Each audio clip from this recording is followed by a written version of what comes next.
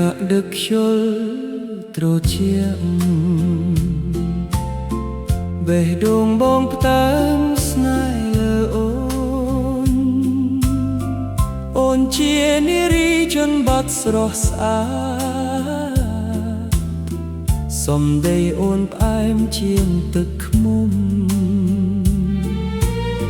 ធ្វើឲ្យបងលងនឹងសម្រស់អូនជួបអូននៅមាត់ស្ទឹងសាសងសំដីជាមួយគ្នាកាយភ្នែកអូនបញ្ជាក់ពីក្តីស្រឡាញ់សម្រស់អូនជាពន្លឺក្នុងជីវិតបងដែលមិនអាចបំភ្លេចបាននេះឬស្នេហ៍ដំបូងបងសន្យានឹងថែអូនអស់មួយជីវិតរដូវវស្សាកន្លងផុតរដូវប្រាំងក៏មកដល់ចំណងស្នេហ៍យើងរឹតតែរឹងមាំ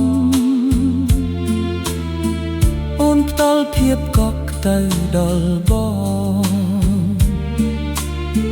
ធ្វើឲ្យជីវិតនេះ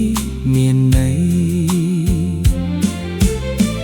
ក្រោមពន្លឺច័ន្ទនារាត្រីស្ងប់ស្ងាត់យើងសន្យានឹងមិនបែកគ្នា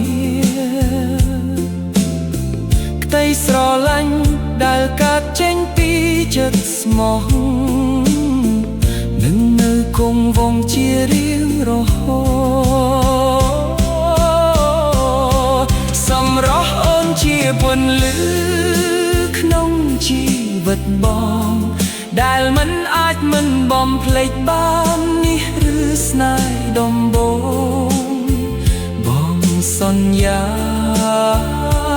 នឹងថែអូនអស់មួយជីវិត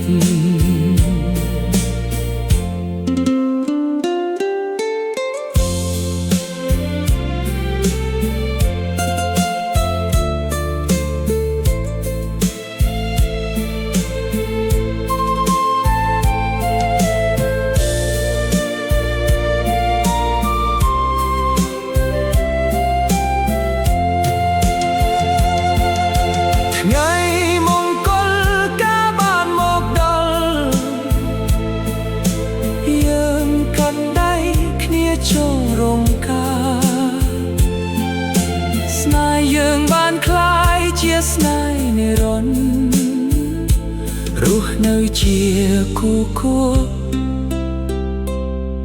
រហូតដល់ថ្ងៃចុងក្រោយ